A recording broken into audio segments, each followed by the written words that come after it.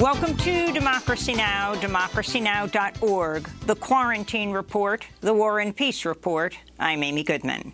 Around the globe, as countries continue to ease up on coronavirus lockdowns and restrictions, the number of confirmed COVID-19 cases has topped 7.5 million, and the death toll has topped 420,000. Coronavirus cases continue to surge in India, with nearly 300,000 confirmed coronavirus cases. India has surpassed Britain as the world's fourth most affected country. India is now behind only the United States, Brazil, and Russia. Public health authorities in India could soon run out of hospital beds. Confirmed coronavirus cases in Latin America have topped 1.5 million. In Brazil, critics of far-right President Jair Bolsonaro's disastrous handling of the COVID-19 pandemic dug 100 graves and placed black crosses in the sand of Rio de Janeiro's Copacabana Beach in a tribute to the more than 40,000 Brazilians who've died of the coronavirus. Brazil has become an epicenter of the pandemic in the global south, with over 802,000 confirmed cases, the world's worst-hit country after the United States. In Guatemala, as confirmed coronavirus cases top 8,500 and over 300 people have died, medical staff warn hospitals are on the brink of collapse. This comes as morgues are also reportedly overflowing. This is Marco Antonio Barrientos, director of one of Guatemala City's hospitals, speaking to reporters Thursday. The hospital is reaching its limit. We've definitely reached the peak of the situation. We are overflowing with patients. The medical staff is struggling with everything. They are tired. They are exhausted. Here in the United States, the coronavirus death toll is approaching 114,000, but that's widely viewed to be a vast undercount. In Maryland, the Baltimore Sun reports hundreds of deaths have gone uncounted in nursing homes and other elder care facilities. Many states are reporting a new surge in cases following the reopening of the businesses. In Oregon, officials have paused reopening the state's economy due as the number of daily infections hits a new high. Another 1.5 million U.S. residents filed for state unemployment benefits last week. More than 44 million people have now applied for jobless benefits since mid-March. Meanwhile, the Dow dropped nearly 7% Thursday, in its biggest fall since March, as many states are reporting a surge in coronavirus cases and hospitalizations. In news from Minnesota, CNN is reporting former Minneapolis police officer Derek Chauvin could receive more than $1 million in pension benefits, even if he's convicted of murdering George Floyd. In some states, public employees convicted of felony crimes related to their work lose their pensions, but that's not the case in Minnesota. Meanwhile, Thomas Lane, one of the other officers arrested for the murder of Floyd's killing, has been released on $750,000 bond. All four officers are scheduled to be next in court on June 29th. The Minneapolis police chief, Arredondo, has announced the department is withdrawing from contract negotiations with the police union, which has a long history of blocking reform efforts within the department.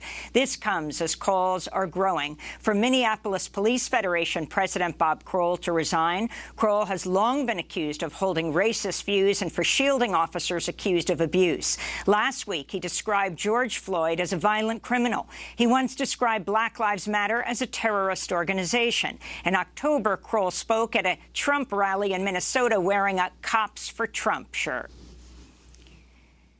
A warning to our listeners and viewers. The following stories contain graphic images and sounds of police violence.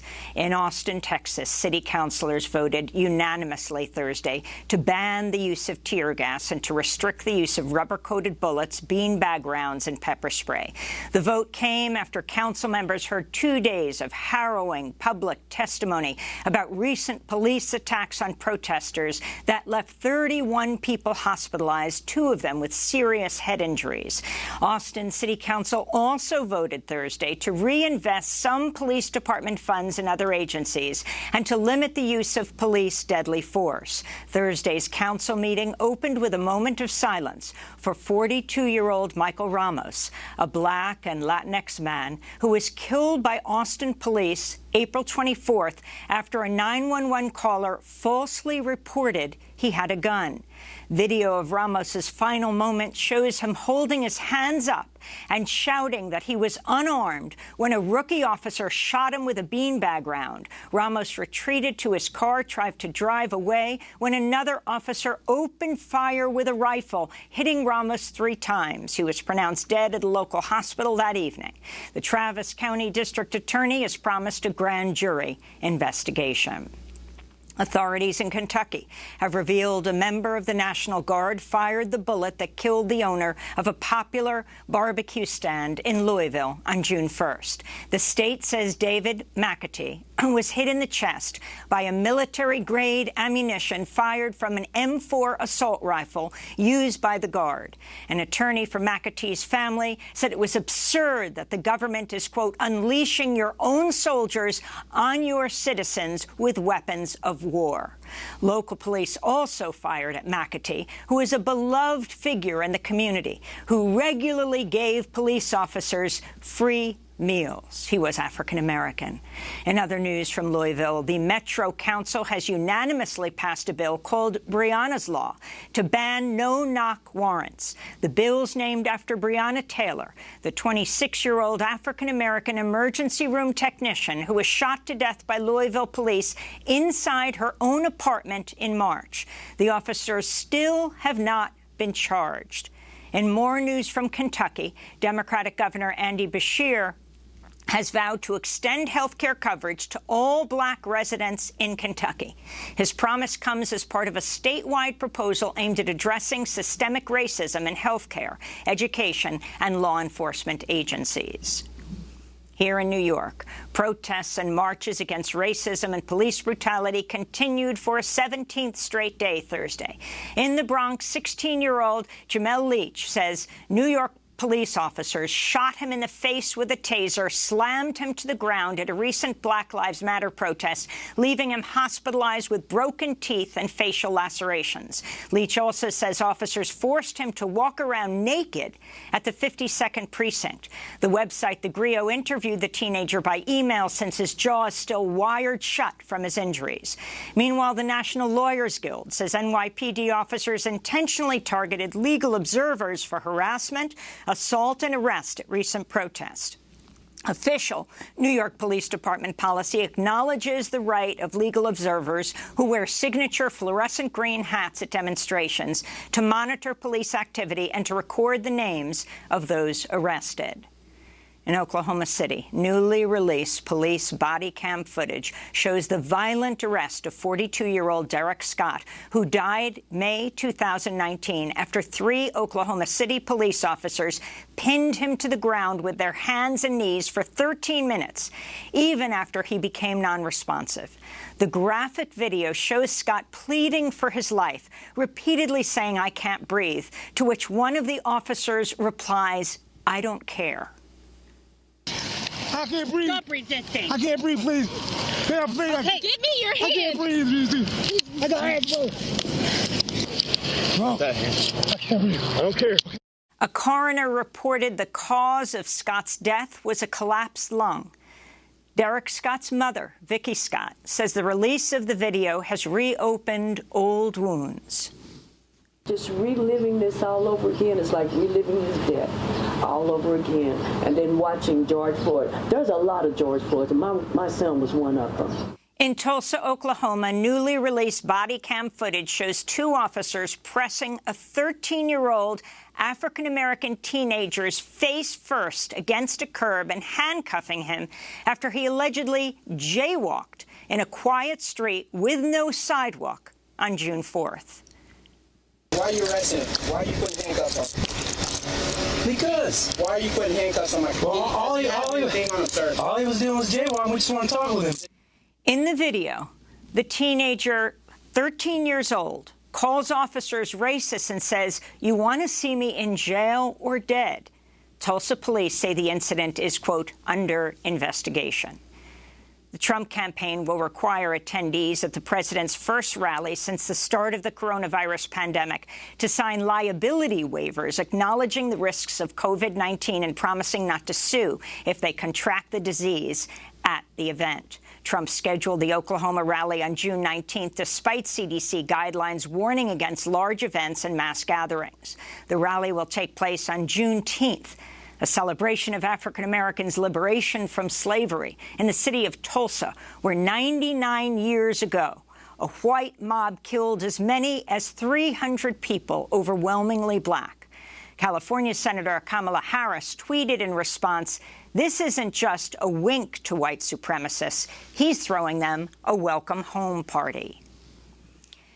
While calls are growing for cities to defund the police, the presumptive Democratic presidential nominee, Joe Biden, is calling for an increase in police funding. In an op-ed in USA Today, Biden called for police departments to receive an additional $300 million to, quote, reinvigorate community policing in our country. On Wednesday night, Biden discussed police funding on The Daily Show. I don't believe police should be defunded, but I think the conditions should be placed upon them where departments are having to take significant reforms relating to we should set up a national use of force standard. The country's top military official said Thursday he regrets joining President Trump in a photo op on June 1st after National Guard troops and riot police fired tear gas, rubber bullets, flashbangs to disperse peaceful protesters near the White House so President Trump could pose with a Bible in front of St. John's Episcopal Church. General Mark Milley, the chair of the Joint Chiefs of Staff, apologized in a pre-recorded commencement speech for the National Defense University. I should not have been there. My presence in that moment and in that environment created a perception of the military involved in domestic politics. As a commissioned uniformed officer, it was a mistake that I have learned from. Video surveillance has been released showing as many as 13 Chicago police officers broke into Congressman Bobby Rush's campaign office on May 31st, his district office. In the video, the officers can be seen making popcorn and coffee and taking naps. Rush criticized the officers for lounging in his office while nearby businesses were being broken into. Congressmember Bobby Rush is a former Black Panther. In immigration news, a newly published Government Accountability Office report says Customs and Border Protection used portions of a $112 million emergency humanitarian fund meant to buy food, medical supplies, and hygiene products for immigrants in their custody to purchase all-terrain vehicles, dirt bikes, boats, dog food, and even riot helmets. The findings come after Congress urged the GAO to examine CBP's books to determine how the agency had spent emergency funds allocated in 2019 after a surge of asylum seekers arriving at the U.S.-Mexico border and after reports of people being held in overcrowded, squalid CBP processing cells. In Lebanon, protesters took to the streets Thursday as anger mounts over Lebanon's catastrophic economic crisis after its currency plummeted to its lowest value on record. From Tripoli to Beirut, people marched through the night denouncing Lebanon's corrupt political elite, blocking major roads, and setting buildings on fire, including several banks. Thursday's demonstrations were among the largest and most widespread since a coronavirus lockdown was imposed in March. The Trump administration announced sanctions Thursday against investigators with the International Criminal Court amidst reports the ICC has evidence of rape, torture, and other war crimes committed by American forces in Afghanistan. Hina Shamsi, director of the ACLU's National Security Project, responded, quote, "President Trump is grossly abusing emergency powers to block one of the only avenues left for justice to victims of terrible American human rights violations. He's repeatedly bullied international organizations and is now playing directly into the hands of authoritarian regimes by intimidating judges and prosecutors committed to holding countries accountable for war crimes," she said. And here in New York, Governor Andrew Cuomo Thursday reiterated his support for monuments to Christopher Columbus after protesters in Minnesota, Massachusetts, and Virginia took direct action to tear down or decapitate statues honoring the 15th century Italian mercenary. The statue has come to represent and signify appreciation for the Italian-American contribution to New York. For that reason, I support it. Governor Cuomo's remark came as thousands of people signed a petition calling for Manhattan's Columbus Circle to be renamed and its monument removed. It reads in part, quote, "Christopher Columbus was a white colonist who slaughtered thousands of Native Americans on their own soil. Honoring him is honoring those murders," they wrote. Meanwhile, in Birmingham, Alabama, comedian Jermaine Johnson is pleading not guilty to charge of inciting a riot after he urged protesters at a May 31st rally to march on a statue of Charles Lynn, a former officer in the Confederate Navy. 3 blocks over at Lynn Park, we got a Confederate statue sitting in the middle of our city to remind us to stay in your damn place. Protesters went on to topple the Charles Lynn statue while vandalizing the nearby Confederate Sailors and Soldiers Monument. Birmingham officials later removed the monument's erected fences around downtown parks in order to ban on protests, including nearby Kelly Ingram Park in the Birmingham Civil Rights District. The park is adjacent to the 16th Street Baptist Church, where 4 African-American girls were killed by a white supremacist bomber in September of 1963.